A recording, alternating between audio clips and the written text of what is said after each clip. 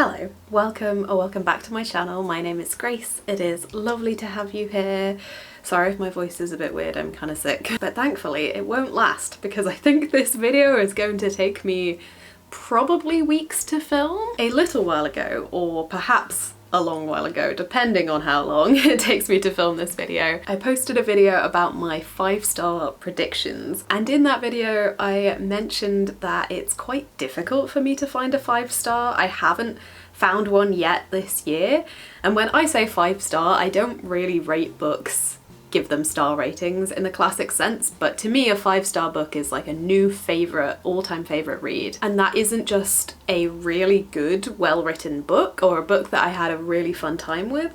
For me, that's got to be a book that spoke to my soul in some way. It has to have emotionally changed me, damaged me, impacted me in some way, and it's often very much a right place, right time kind of thing. For me, a lot of my favourite books just came along at the perfect moment when I needed them, so predicting a 5-star is very difficult for me. Now, I've wanted to try a "this video doesn't end until I read a 5-star book" video for quite some time, but I've always been scared because obviously if I can't predict what is going to be a 5-star, I could be there for months hunting for one, and this video could just be hours long. So fingers crossed. But I really just want to give it a go, and now that I have this list of 5-star predictions, I'm hoping that that will steer me well and find me something that will eventually put an end to this video. Otherwise, strap in for a long one. So I've actually started reading one of these books, and this is Emily Wilde's Map of the Otherlands by Heather Fawcett. I have raved about the first book in this series. I adored it. It wasn't necessarily a 5-star because it didn't have that personal, emotional thing that is so intangible to me, but I did really enjoy it. I loved the writing style and the flawed characters and the beginning of the romance that was developing, and I've heard really great things about this sequel. I am currently, I'll show you, this is where my bookmark is. I think I'm a bit under a third of the way in. I'm at about 90 pages, and honestly, I've had a bit of a slow start with this one.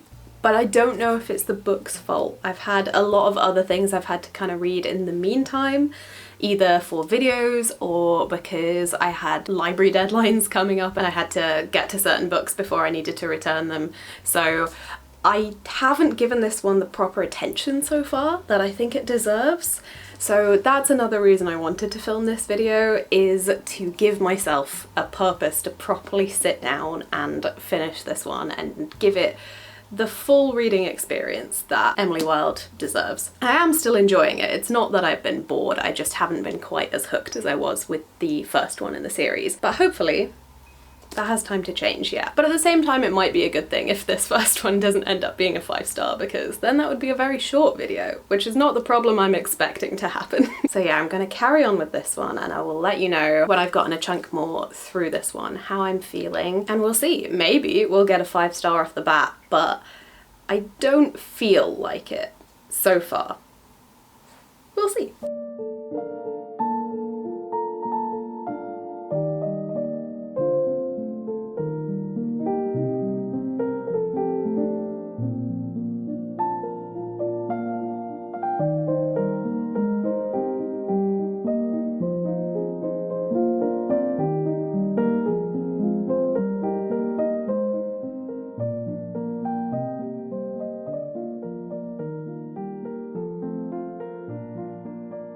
So, I must confess, it's been a bit over a week. I have been busy, I've had a lot going on, but I'm still not finished with this book.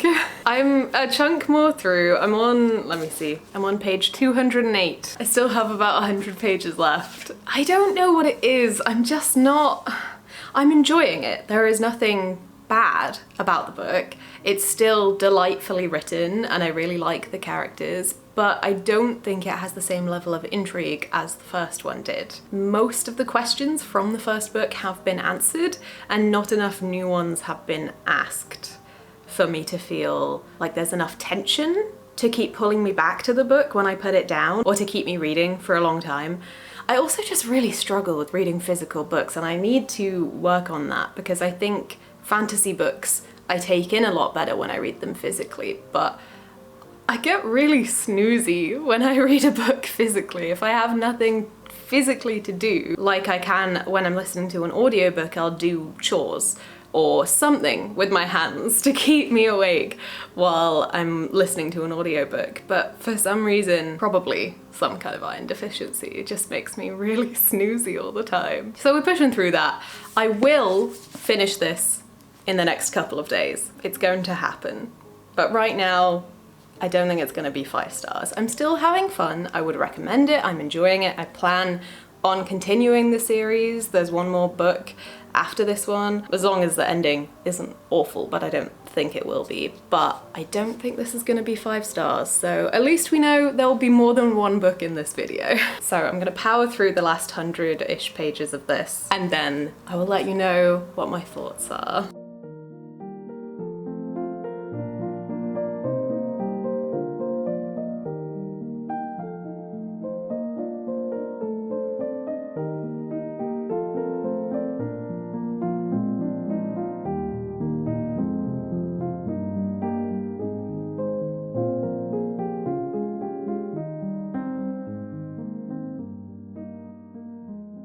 Hello, it is a couple of days later. I have finished Map of the Otherlands. I actually finished it the day after I last spoke to you, I think, but I haven't had time to film until now. This one did pick up in the second half, definitely. There was a lot more going on and I managed to get through it a lot faster. I felt a bit more hooked by it. I still wouldn't say I was ever really fully as gripped as I was in the first book, but I had a fun time. I definitely didn't dislike this book, I just had really high expectations going in. And I do plan on continuing the series, reading the 3rd book in the series, and if you haven't read the Emily Wilde books and you like that kind of whimsical academia with a flawed main character, that Howl's Moving Castle vibe to the romance, then I would definitely recommend giving this series a try. Also, I had a chat with my mum about it and she read this one and really enjoyed it and was sad that I didn't enjoy it as much. So clearly, you know, it's my opinion. A lot of people absolutely loved this one, but this is not gonna be a 5-star for me. So I need to pick out my next book that I'm gonna give a try. And I think I'm currently in the mood for some mythology, a bit of a retelling. I've got a very Arthurian bug right now because that's what I've been focusing on in my writing life. So I think it is finally time for me to get to Morgan Is My Name by Sophie Keach. This is the first in a trilogy, I believe, and this is going to be a retelling of the story of Morgan Le Fay, or Morgana, whatever name she's going by at that time, from the Arthurian legend, who, if you don't know, ends up being a bit of a bad guy. But this is told through a feminist lens. It's very much a retelling from her perspective, telling her side of the story. And I've heard really good things about this one, so I'm really excited to give it a go. I really like feminist retellings of myths, and Arthurian legends are probably the ones that I have the most interest in because they're the environments that I grew up with. We had a lot of holidays to Wales when I was a kid and I absolutely love it there. The forests and the lakes and the mist, all of that atmosphere, just it's perfect. So I'm hoping there'll be a lot of that in here. I have a couple of books that I'm reading for other videos that I need to finish before I get to this one, so I'll probably update you in a few days when I've had a chance to properly get a start on this one, and I will let you know what I'm thinking. Do you want to hear something funny? Sorry if it's kind of echoey in here. We're staying at my boyfriend's parents' place for the weekend and they have a very fancy house. It's gorgeous. It's so perfect for autumnal times as well because it's a proper old English house that has the big high ceilings and they've got loads of old bookcases. It's gorgeous. I digress. It's been a while. I have been filming lots of other things, and the funniest thing is that I found my first 5-star book of the year and my only 5-star book so far this year in a different video. I filmed a 24-hour reading vlog where I picked random prompts out of my little mushroom TBR jar, and I ended up reading a book that I did not expect to be a 5-star at all, but I loved it so much. But it doesn't count for this video because I didn't film it for this. It wasn't one of my predictions, so we gotta keep going. I think in the last clip I said I was going to be reading Morgan Is My Name, and I am still really excited to get to that, but because it's been a little while, there is a different book that actually came out yesterday that I have been so excited to get to, and I don't think that I can make myself wait for it, and it's one of my 5-star predictions. So we're gonna have to go with Rewitched by Lucy Jane Wood next. Editing Grace from the future here to say that I forgot to explain what this book is about, so I'm gonna do that now. Rewitched is the story of Belladonna Blackthorn, or Belle, who is a witch, but she doesn't really use her magic too much anymore. At least not for anything much more exciting than making her tea. She lives a pretty normal life. She works at a very cute little bookstore, which unfortunately has a very frustrating manager, and she was offered by the owner to be able to run the place herself, but she doesn't have enough faith in herself to think that she can take that task on. She's also about to turn 30, and at the start of the book she gets a letter from her coven to tell her that when witches turn 30 they have to go through a trial to make sure that they've been using their magic properly and to its full potential, otherwise it could get taken away. So this is really a story with grappling with that feeling of aging and not knowing what you're doing with your life. Belle has to work through her issues with her self-confidence and figure out what it is she really wants to use her magic for. But I will leave it at that, and I will let you get back to Grace, who hasn't read it yet. It's feeling autumnal. We're in September now. I think it is September 20th today. I don't even remember the last time I filmed for this video. It's been some time. But I'm feeling very autumnal. The vibes are vibing. I want to read something witchy and cozy. I really like Lucy as a content creator. She seems lovely, and I'm just really excited to read her book, which also I've mentioned does make me a little bit nervous because there's more pressure, I think, to enjoy someone's writing if you like them as a person. So we'll see. I'm hoping that her writing style works for me, but we are staying here for the weekend, and I think I'll probably just listen to the audiobook of Rewitched over this weekend. This gorgeous autumnal vibey house feels like the perfect place to do that, and we're also in the countryside at the moment, which feels much more appropriate for an autumn cozy witchy book than my little city flat. So I'm ready to immerse myself. So I'm gonna go start that one, and I will update you when I'm a chunk of the way through.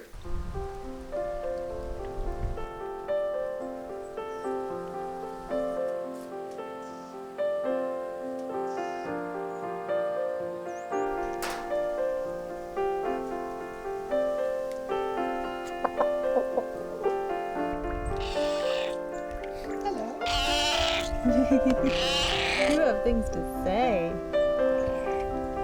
Hello.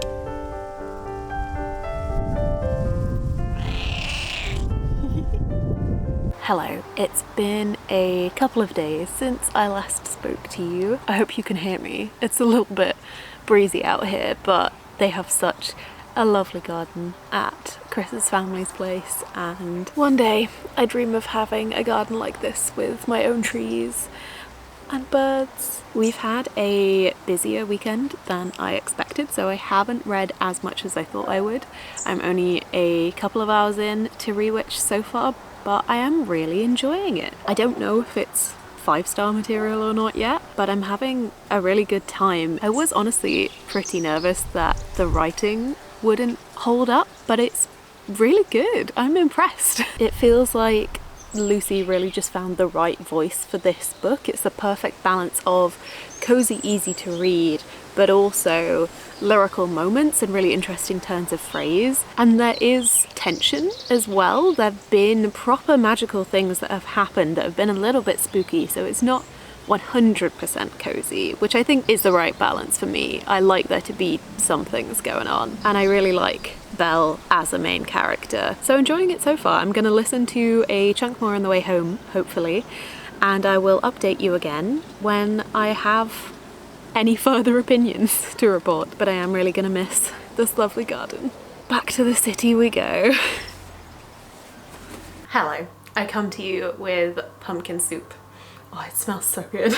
I also come to you with the fancy special edition of Rewitched that just arrived the other day while we were away for the weekend. But look at this sprayed edge and the cat. I'm still listening to the audiobook version, but I needed to have this edition. It's so cute. I am a little over halfway through Rewitched now, and I'm still really enjoying it. I don't think it's going to be a 5-star right now, but it could be. It's really well written, and I'm finding a lot of the characters really endearing and fun and quirky, and it's not romance heavy as of yet, which I personally am appreciating. That's not really what I was looking for in this book. I'm honestly kind of curious about how the romance is going to play out. I don't know if I'm really feeling them yet, but then not that much attention has been paid to them so far, so we will see. But I'm having a lovely cozy time. The audiobook narrator is really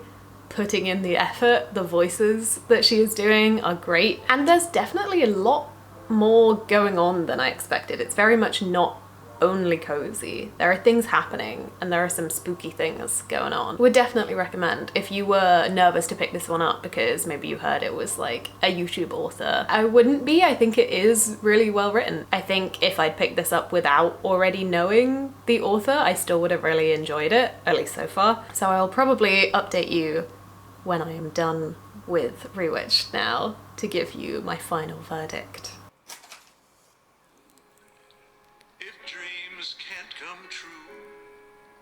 Then why not pretend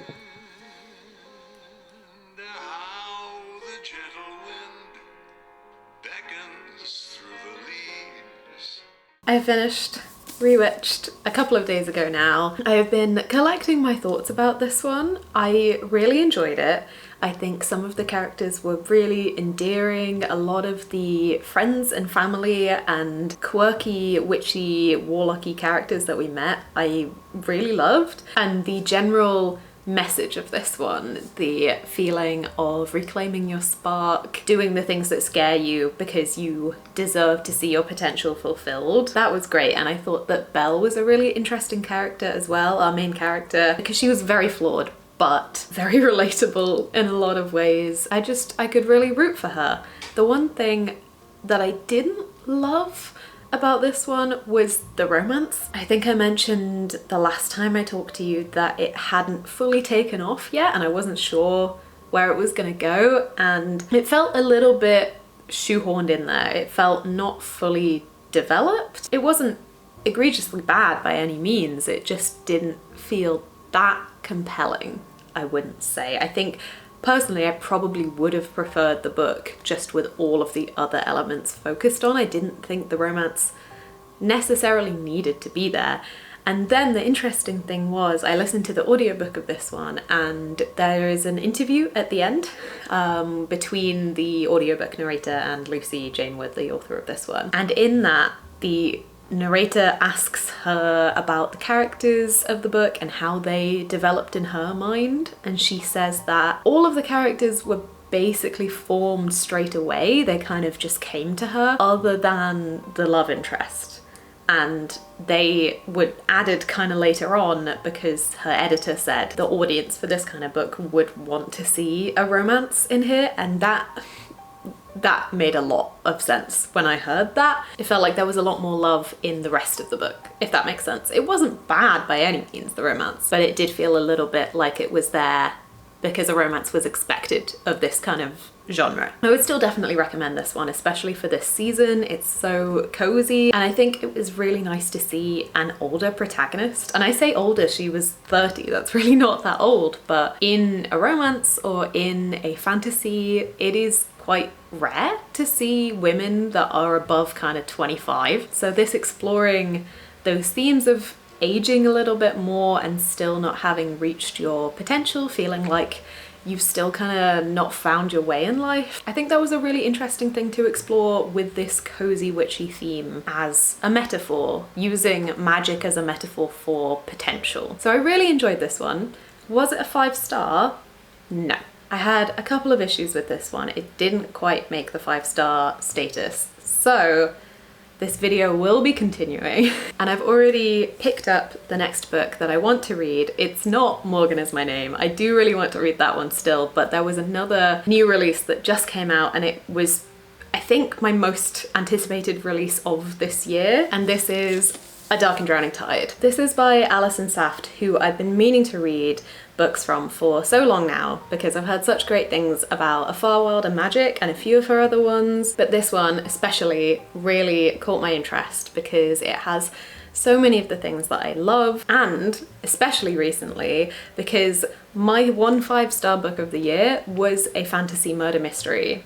And this is a fantasy murder mystery. This is the story of Lorelei, who is a folklorist in a fantasy world and has been sent on a mission with her mentor to find a magical spring. But the quest is derailed when her mentor ends up dead. And Lorelei has to team up with the only person she knows couldn't have committed the crime, who is her longtime rival, and the two of them have to try to solve this murder together whilst also trying to find the spring before the killer can strike again. And also there's loads of wild folklore magical creatures showing up. This just sounds like a lot of fun with a sapphic rivals to lovers, a lot of atmosphere. This cover is stunning. I'm really excited, if you can't tell. I definitely think this has the potential to be a 5-star. We will see. Let's get into it.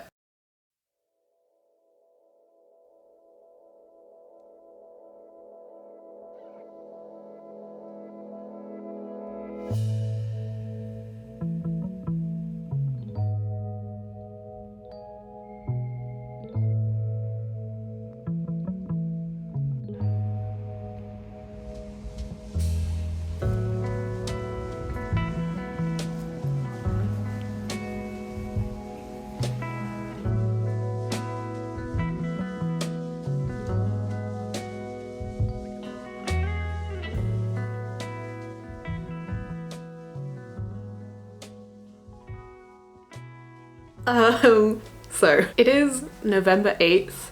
I don't remember the last time I filmed for this video. It's got to have been weeks, maybe a month, I don't know. I am struggling, okay? I'm in a reading slump and a little bit burned out, honestly, and I have been struggling to get through this book, and I've been avoiding talking about it because I was so excited for this one, and I'm sad that it's not living up to what I wanted it to be. It's not bad by any means. I'm on page 127, I just checked. So I'm not even halfway through. I'm just not very gripped. I'm not feeling the urge to come back to it when I'm not reading. I mean, clearly, because it's been so long. I've read a good few books in the meantime. I've read one that I think is a 5-star again. Clearly, I'm just really bad at choosing books for myself. I just really can't predict what is going to be a 5-star for me because I keep finding them outside of this video, which, I mean, it's great. I'm glad that I found some really good books that I wasn't expecting to love as much as I did, but maybe this video will just never end. I think one big problem here is that I read and listened to several reviews of this one and they haven't been favourable. Mostly they've said that the ending is a bit of a letdown, so I have not been enthusiastic to get to the ending. Maybe I just need to avoid looking at reviews of books that I know I want to read, but that's pretty difficult when you're on BookTube. But yeah, I am definitely in a reading slump, but I'm also in the middle of about 5 different books, and I know that if I just ditch them all, I will just feel sad. So I definitely am going to finish this one. It's not bad at all. It's perfectly serviceable. I'm just not actively really excited about it. So the plan for today, I am going to read as much of this as I can. I don't think I will finish it today because I am slow, but I'm going to read at least 100 pages. So hold me accountable to that. That is the bare minimum that I will have read by the end of the day. And then hopefully I will be locked in enough that I can just finish this and move on to the next one, because I do not think that this is going to be a 5-star, unfortunately. So I will talk to you at the end of today when I have read at least 100 more pages. Hello, please ignore how tired I look. It is pretty late. I'm on page 228, so I still have, I think, about 120 pages left, but we're getting there. And I am enjoying it more. It took a minute. It really took a minute to get back into it, but I would say I'm more gripped now. I think that some of my issues with this story have been the main character is very much an outsider. This is set up in a way where it talks about the persecution of Jewish people. Very obviously, it is not very thinly veiled that that is what is going on here, even though they are not called Jewish people in here. There is a fantasy term for it. But our main character is fantasy Jewish, and because of that she is quite an outcast who has been kind of brought up by her guardian figure in society because she is very smart and very academic, but she doesn't fit in with the rest of the main characters in this book, and there is a lot of prejudice against her, which is very interesting, but it means that you are kind of at arm's length from the rest of the characters because you're reading from her perspective, which makes total sense, but it means that I was really struggling to get a grip on who the rest of this cast were. And it is very much an ensemble cast kind of book, at least for the first like good chunk of it. You're really following quite a few people, but all from Lorelei's perspective, so you never get that close to them. We are at a point in the story where we've narrowed things down a little bit for now, at least, so I'm happy that I'm getting to know some characters better. I would rather have fewer characters that I know really well than a big cast that I don't know that well, but I am enjoying the beginnings of the romance in this one. I think that the main character and the love interest are both very interesting characters and have quite a lot of depth to them at this point. I think I just am in a reading slump. It's unfortunate that this book hit at this moment, but I'm struggling with reading, definitely. I don't think that this would have been a 5-star if I hadn't been in a reading slump, but I think I would have enjoyed it more than I have been doing. But I am very glad that I spent today getting back into the swing of this book and just allowing it some time to properly develop. I think it will be less scary for me to actually dive into the rest of this now, and hopefully I can finish it in the next couple of days and let you know what I think, even though I don't think it will be a 5-star. So we'll have to figure out what book I'm going for next.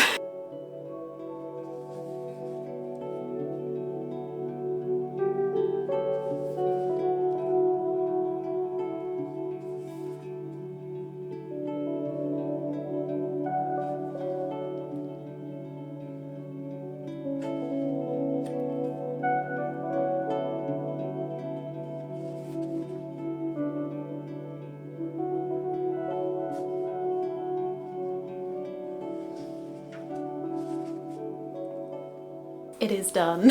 I have finally finished this book on the 19th of November. I think it's been about 2 months that I've been reading this. That is ridiculous. It wasn't a bad book, but it wasn't what I wanted it to be. I did get a little more into it during the second half. There was a chunk in the middle where I was kind of enjoying myself, but then the ending did have some issues. I think that the reveal, because this is a murder mystery, a whodunit at the end of the day, was a little bit underwhelming. And then there were just some things that characters did that didn't quite make sense or add up to me. They didn't feel consistent with their character. The romance I had mixed feelings about too. I think it had a bit of bite to it. It wasn't all warm and fuzzy, which I did kind of enjoy. It was fun, especially coming at it from the perspective of someone who is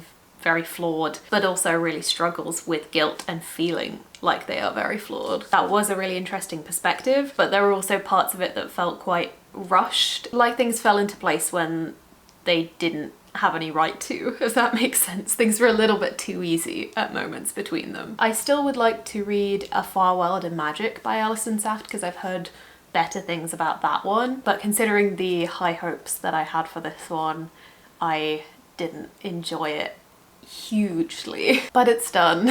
We're finally done. It obviously was hindered by my current massive reading slump as well. So for that reason, I am going to pause for a minute. I'm not going to tell you what book I'm going to read next as of yet, because I don't want to jump into another one for this video straight away, and I have learned that my moods are fickle as the weather, so I'm gonna wait and see what I am feeling like when I'm ready to get back into reading for this video, and then I will let you know what I'm reading next. In the meantime, I'm just going to mood read for a minute and try to get out of this slump, because I really don't want all of these books that I have really high hopes for to be affected by this reading slump. I think that would be a real shame. So I will see you when I have picked out my next read. Hello, ignore the absolute chaos of this bookshelf behind me. It is November the 27th. I really can't remember when I started filming this video. Part of me wonders if I will just never ever find a 5-star, but we persevere. I have started another book. I have started listening to the audiobook of, drumroll, Morgan Is My Name by Sophie Keach, the one that I told you I was going to read probably months ago now.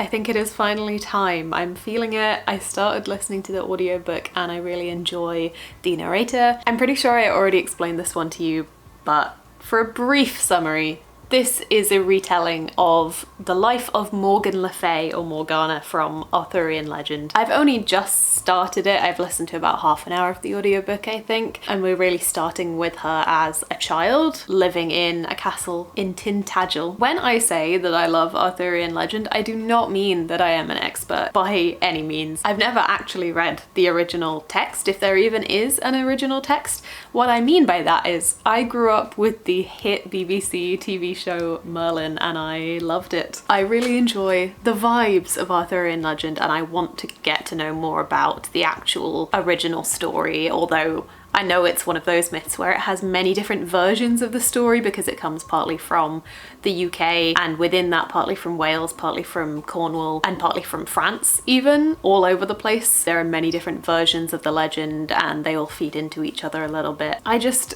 love the idea of an old England or Wales or any part of the UK really as a setting, especially within fantasy. I have many issues with living in the UK. There are many flaws to this country, but I do love what remains of our countryside and the history of our nature, and I am so sad that we have lost so much of our forest, so many of our natural habitats. But reading Arthurian legends and books inspired by Arthurian legend, I think brings back a little bit of that for me. It reminds me of what the landscape would have looked like if you had lived in this country back then. It makes me very nostalgic for a time that I never lived in. So I'm not going into this with a huge level of knowledgeable critique, if that makes sense, from knowing the original myths.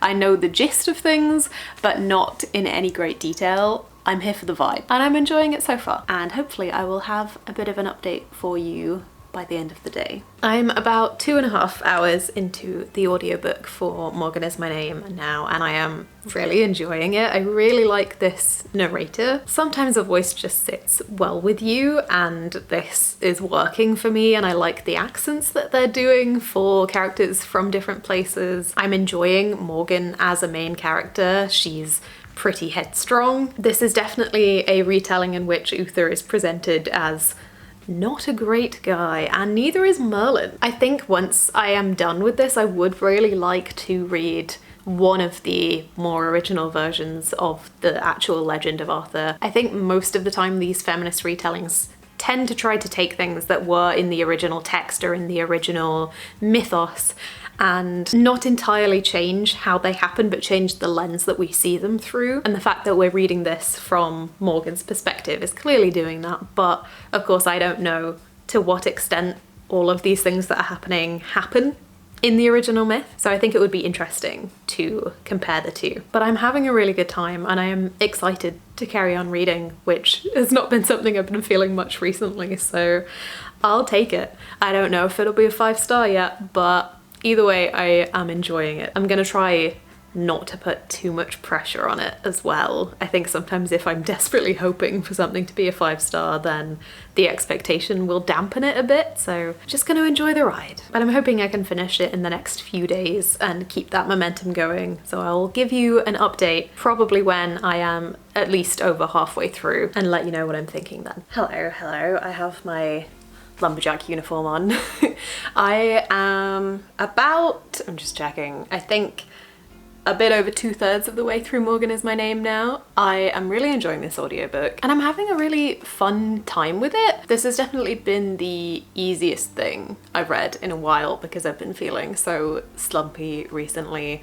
I found it really hard to get back into a book when I put it down for a bit, but this, I'm finding it really easy to pick back up when I have a spare moment. Do I think this is gonna be a 5-star?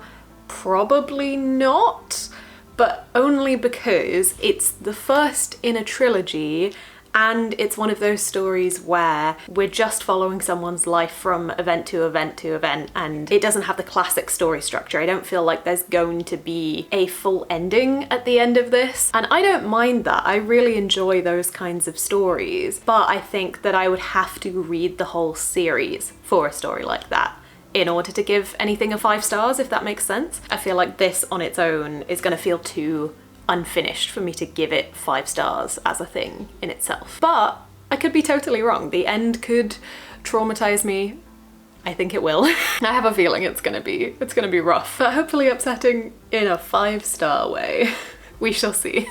I have finished Morgan Is My Name by Sophie Keach. I really found this one easy to slip through. It felt like there was no resistance to me reading it, which was definitely a good sign. This very much ends at a bit of a turning point for Morgan, but I wouldn't say necessarily more of a turning point than we've had several times throughout the book. I'm really enjoying where it's going and I'm excited to read the rest of the trilogy, but I think that this could be a favourite series. I don't think that this is a favourite book on its own, but I did really enjoy myself. The relationships between female characters in here and the complexities of those, varying from just incredible female friendships, some side queer characters, and even our main character's relationship with her mother, which is very fraught because of what they are put through by a man. What a shock. I think those were probably the strongest parts of this book, as well as Morgan herself as a character. Her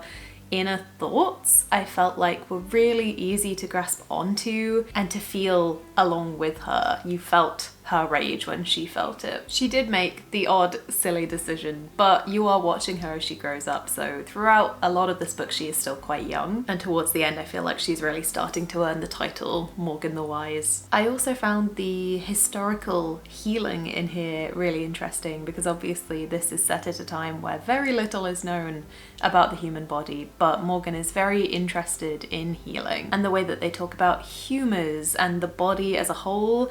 There's even discussion in here of how the study, even at this time, is so focused on male bodies and so little is known of how female bodies work, which of course is still unfortunately very relevant today. There's also some romance in here. Would not by any means call this a romance book, but the romantic parts of it I did really enjoy, and I'm interested to see if that thread will continue in the next few books. I think that it is an interesting experience going into this not truly knowing the actual legend and what happens to Morgan in full detail. I think if you did know those things and know the history, the legend, then you might feel differently about this, I don't know. But I'm enjoying being pulled along for the ride. So I will definitely be getting to the second one in the series soon. I think it's called Morgan Le Fay, and I think I'm gonna carry on with the audiobooks because I really enjoyed the audiobook for this one. I thought it was really well narrated. But I do not think that this book on its own is a 5-star, unfortunately. I'm really glad I read it though. I'm glad that this video gave me that push to finally pick this one up. But this does mean I will be picking another book. I will get back to you when I have selected my next read.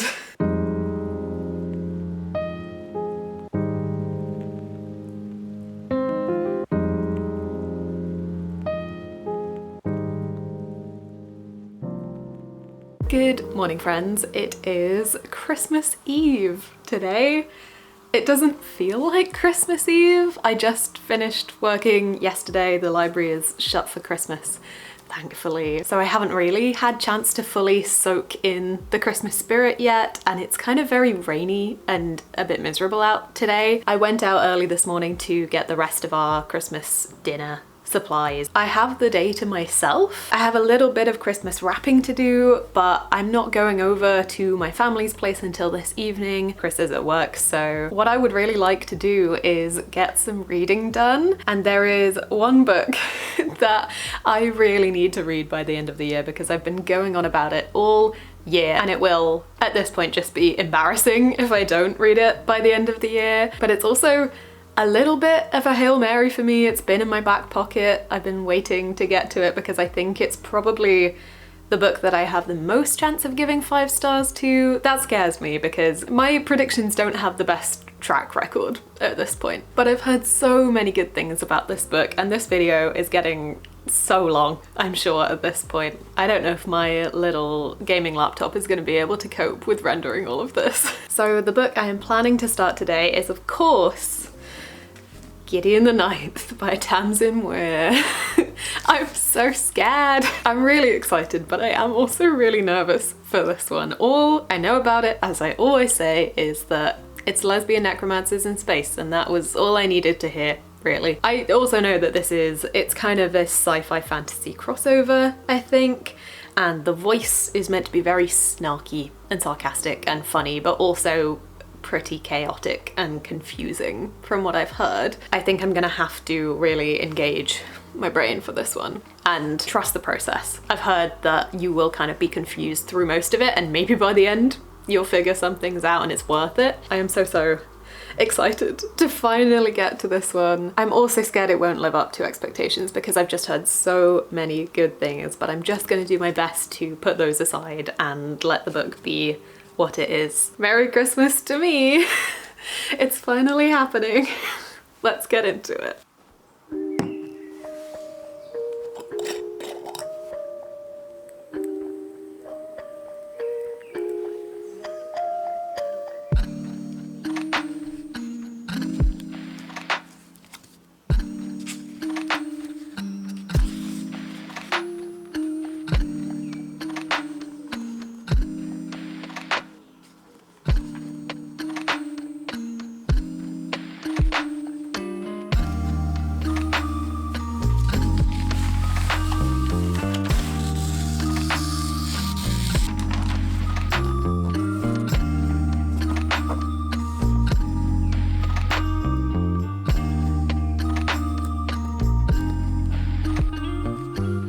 Hello, good afternoon. Bit of an update. I have read about 100 pages of Gideon the Ninth. I have a few things of note. First off, I'm reading slower than I expected to, which really is silly on my part. I should have known that I would read this a little bit slower than an average book because everyone says it's so confusing, and I want to be able to sit and pay attention to things and understand what is going on. Also, I read the first sort of 50 or so pages physically, and I was finding it a little hard to concentrate, so I thought I would give the audiobook a try. And then I realized it's narrated by Moira Quirk, who narrated one of my favorite books this year, and I know I really enjoy her narration style. Her voice is just very satisfying to my ears, so I think I'm going with that. I tried the whole reading physically alongside the audiobook thing, but I just don't think it works for me. I really struggle to pay attention to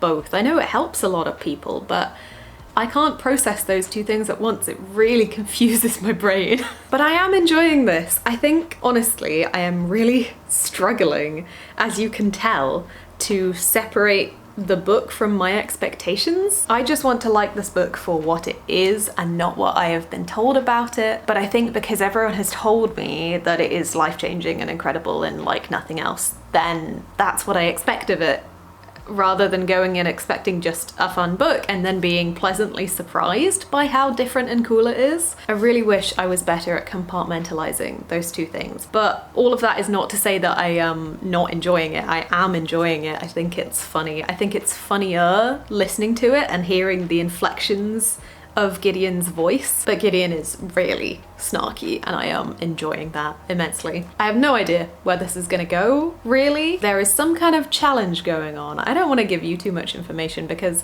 I think generally the idea is that going into this blind is more enjoyable, but basically these two main characters absolutely loathe each other, but have been forced together on some kind of task that should end well for both of them. In theory, probably won't. I don't know if there is any romance in here or if these two main characters are just going to be angry at each other in a subtly romantic or tension charged kind of way, but I don't really mind. I don't think that's not what I'm here for. Their dynamic is fun whether it's romantic or not. There have also been some other characters that have been really fun and really fun presented from Gideon's perspective. Her narrations and insights on the world around her, the way that she sees the world, are really funny. But I'm reserving judgment. I have no idea yet if this would manage to be a 5 stars or not, but I think I'm gonna have fun with this one and I need to just allow it to be a book rather than needing it to be the best book I've ever read. But we now have lots of festive plans to get to, so I will do my best to read a bit more of this over the coming few days and I will update you at some point during this festive season. Hello, happy New Year's Eve.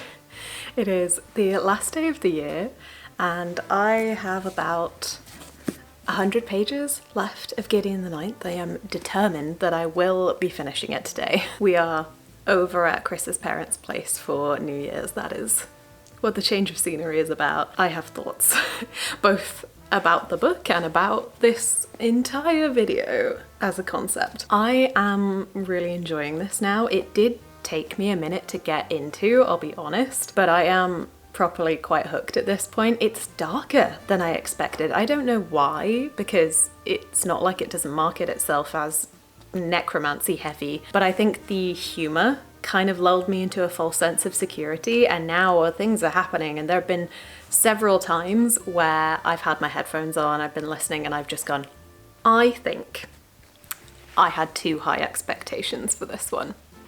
I don't think right now, it could change, but right now I don't think it'll be a 5 star and I don't know if it would have been even if I hadn't used it for this video. But something I'm realizing is I don't think that the concept of this video works for me, because looking back at all of my 5 star absolute favorite reads, none of them have been books that I expected to be 5 stars. Something about the surprise of finding a book that I loved more than I expected was what pushed it over that edge and turned it into an absolute favorite, or at least part of that magic. I think that going into something expecting it to be 5 stars and to blow me away means that it's very, very hard for a book to live up to those expectations. Like this one, I have had building up in my head from all of the different reviews that I have heard for about 2 years now, and everyone said it's going to change your life, it's going to be beyond anything you could imagine, different to any book you've ever read before, totally going to blow your mind. I am having a great time with this,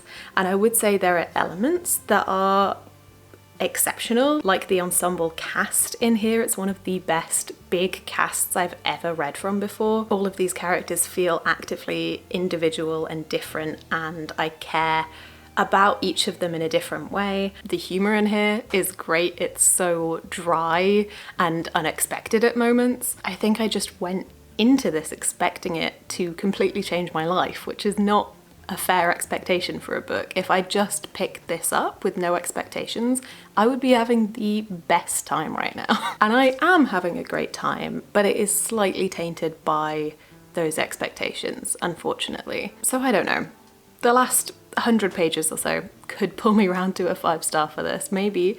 And I am really excited to continue the series, whether it's a 5 star or not. But if it isn't, then I'm gonna have to rethink things. I think I can't keep just reading 5 star predictions because the process itself stops them from becoming 5 stars for me, I think. So we're gonna have to rethink things somehow. But for now, New Year's Eve. I'm just gonna power through the rest of this one. I'm having a great time with Gideon and the whole gang. There are bones left, right and centre. It's kind of gross at times, but really fun. I definitely had to pause before bed last night and listen to something else because it was gonna be too spooky right before bed. But I'm excited to see how this crazy story is going to come to its culmination. So I will update you later today when I've finished this one. Hello, I lied to you. It is the next day. It is officially 2025, which is kind of crazy. But I did finish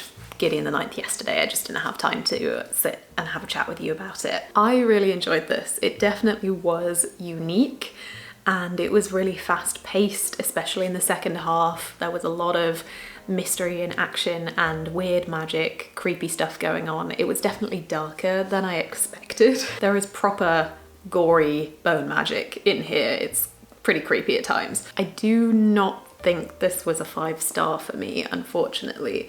I think that the series could maybe go on to become a favourite series, but this as a book on its own, I don't know if things could have been different if I hadn't had those expectations for it. I really don't know how to unlink the expectations I have for a book with what I end up thinking of it. But I don't think that some of the emotional moments hit quite the way I wanted them to. And I think it still feels just a bit unfinished. It feels like very much the first in a series. It does stand on its own, but there are many things still unanswered. So I kind of just feel like I need to see where things go still. I will say as well, this was made out to me to be a really, really confusing book. And I wouldn't say that it was much more confusing than an average fantasy novel. I wouldn't be scared by that to go into this one. I think if you are a big fantasy reader, you should be perfectly fine with this book. I have heard that the second book in the series is much more confusing and you really won't know what's going on. So that should be fun. There are definitely weird parts and there are things that are still not quite explained, but I wouldn't say it's to the point where you're sitting there having no idea what's going on. I think the most confusing part is probably that there's quite a big cast in here, and I think that reading the audiobook really helped with that. I cannot recommend the audiobook version of this enough. Maura Quirk, who narrates this audiobook, which is now, I know the correct way to say her name. She does such great voices. She does proper different accents for all of the people from different planets. And that really helped me to pick apart who was talking at which point. There were points in the book where you'd go from one person talking to another, to another, to another, without those dialogue tags labeling who was speaking. And I think I might have found that a little more confusing if I'd read it physically without those voice changes. And it also really helps with the humor to have those intonations there. So yeah, I really enjoyed this one and I cannot wait to get to the rest of the series, but the hunt for a 5-star continues. And at this point, I don't know, something has to change. I have to rethink how I'm doing this. So I'm not entirely sure what my plan for my next read is yet, but I have a lot of reading plans for the new year. I'm feeling properly excited to get into this new year of reading. So hopefully pretty soon I will get back to you with the new plan. Hello, it is a week later. It is January 8th as I film this and I have come to beg your forgiveness. I'm going to be finishing this video here. I'm not going to continue my hunt for a 5-star book. I have found 2 5 stars while filming this video, just not for this video, unfortunately. But I've been having a think over the last week, and if I look back at all of my 5 stars ever, and for context, if I look at my story graph, then I have 300 books logged as read, which is already upsetting because that does not feel like enough for me at 25, but 300 books and 10 of those are 5 stars. So that is 1 in every 30 books. The odds were never in my favour. And as well as that, if I look back at my 5 stars or my favourite books ever, as you know, that is what that means to me. They were all surprises. None of them were books that I went in expecting to love as much as I did, or expecting that they would have as much of an impact on me as they did. Part of the joy that turned them into a 5-star was that unexpected feeling of finding a hidden gem. So I think, unfortunately, inherently predicting 5 stars doesn't work for me, because if I'm expecting or hoping a book will be 5 stars as I'm reading it, then that puts so much pressure on that book. I realise this is a me problem. I just have far too high standards for what I class as a 5 star, so I really should have known that coming in and known that this was a futile exercise. And I also found that I wasn't enjoying the books that I was reading for this video as much as I think I would have done otherwise, because I was putting pressure on them, especially towards the end. I wasn't just letting them be what they were and enjoying the experience. I was thinking, could this be a 5 star? I don't know. So basically, I've learned that I love to watch these videos, but I'm not built that way. I cannot find a 5 star on command, and I don't think anyone wants to watch a video of me reading 30 books until one of them happens to be a 5 star. And I certainly don't want to edit that, oh man. But as payment for my shortcomings, I would like to talk to you about the 2 5 stars that I did read while filming this video, which were my only 2 5 stars of last year, which is kind of crazy. I read 56 books last year, so that's above my average, technically. What is that? 1 in every 28 books. But I did not find my first 5 star of the year until August, and that was The Tainted Cup by Robert Jackson Bennett. I've ranted about this book many times, so I won't go into it too much, and if you want to actually see me read this and find out how much I loved it so unexpectedly, then you can watch my 24-hour reading vlog that I read this in. But this is a fantasy murder mystery, which is not a genre that I expected would be my kind of thing, because I don't really read murder mysteries. They spook me too much, but for some reason the fantasy element allows me to kind of distance myself, and I do actually really enjoy the solving of a mystery, the puzzle pieces, putting all of that together. But this is set in such an interesting world with such a cool magic system. In this world, every few seasons, giant horrific leviathans come out of the sea and attack this country. So if you are living at the edge, at the coast, then you are in much more danger than if you are living in the middle, in the capital, and there are several layers of walls that keep people who are more central safer. So already we have a really interesting class structure, but of course there are protections in place against these leviathans, and they can be felled, and when they are, their parts are harvested because they have some kind of magic to them, and they can then be grafted onto people to give them special abilities. So our main character is someone who has had this kind of augmentation, and this means that he now has a pretty perfect memory. He can engrave things into his mind, and the book starts with him visiting a crime scene to engrave all of the details of it for the detective that he works for. But this is a very strange crime scene because the person who has seemingly been murdered has been killed by a tree spontaneously growing out from their chest. From here, the mystery spirals further and further with so much creepy plant magic and infections going on. We watch the kind of Sherlock and Watson relationship develop between Din and the investigator Anna, and she is such a quirky, eccentric character who is so smart but has a lot of foibles as well. This was both so engaging and gripping, and I just had such fun reading it, but it was also full of depth. The mystery begins to spiral into something much bigger, and you learn a lot more about this world and the problems with it, and you also see so much development from these characters. I just cannot recommend this one enough. It really took me by surprise and opened up a whole new genre for me. Fantasy mystery is something that I'm definitely going to be looking into more now, and this is also the first book in a series, so luckily I'm gonna have more of this soon. So that is The Tainted Cup by Robert Jackson Bennett. My second 5-star of the year is a book that I haven't really talked about yet, but I read it back in October, and this is The Midnight Bargain by C.L. Polk. I haven't gotten my own copy of this yet because I listened to it on audiobook through my library, but I definitely need to get hold of it because this really blew me away. This is one of those kind of fantasy of manners books that are clearly inspired by Austen or that kind of time period, but have magic in them as well, which is just my favorite thing. I love that so much. I grew up watching all of the Austen adaptations and reading fantasy books, so it's just combining my two favorite things. This book tells the story of Beatrice Claiborne, who has magic. She is a sorceress, but in this setting, women are not allowed to study magic because all of this power comes from the summoning of spirits. And if you were to fall pregnant while hosting a spirit in your body, then that spirit could take over that unborn child and awful things could happen. And this means that from the moment that they are married, women are put into a collar that means they cannot practice magic at all. Now, despite Beatrice's wants to study magic further and to grow in her power, her family are really struggling financially, and so they are putting her forwards into the bargaining season,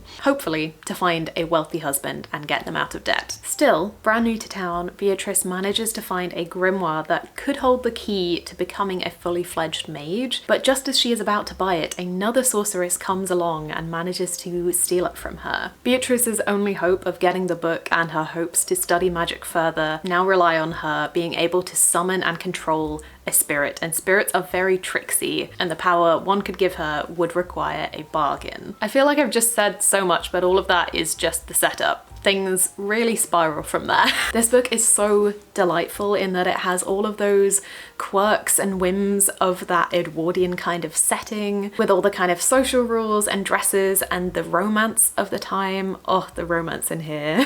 But there's also magic and adventure, and there's so much discussion of women's rights in here. The way that the magic system is built just allows for so much to be explored. This book made me really angry at times, but also filled me with so much joy. It really just had everything, and I did not expect it to have the depth that it did. I thought it would be fun, but it managed to be fun and also make me cry. I would highly recommend the audiobook for this one as well. This is the book that made me want to listen to Gideon the Ninth because it is narrated by the same person, Maura Quirk, and the way that she narrates different accents in here, our spirits that appear all have different voices depending on their very different personalities. She just does a fantastic job of bringing this one to life even more, and I think this book is severely underhyped. Cannot recommend it enough. So that is The Midnight Bargain by C.L. Polk. So those are my offerings in apology for not managing to find a 5-star physically in this video. I've still read a lot of books here that were so highly anticipated, and I'm glad that I got to them. I hope that it was interesting for you to watch me reading those. I will try to title this something like "This video ends when I read a 5-star," sort of. So I hope it doesn't come across as clickbaity, but I've spent so long on this now. It has been over 6 months since I started filming this back in June. If you have watched to the end of what I'm sure is such a long video by this point, then thank you so much for sticking around, and I hope you weren't too disappointed by my inability to find a 5-star because I am just incredibly fussy. I would love to hear what your most recent 5-star book was and what criteria you have for a 5-star. But anyway, I will stop rambling. Thank you so much for being here and for putting up with me for so long. I hope you are having the most wonderful day, and I will see you in another video very soon. Bye bye.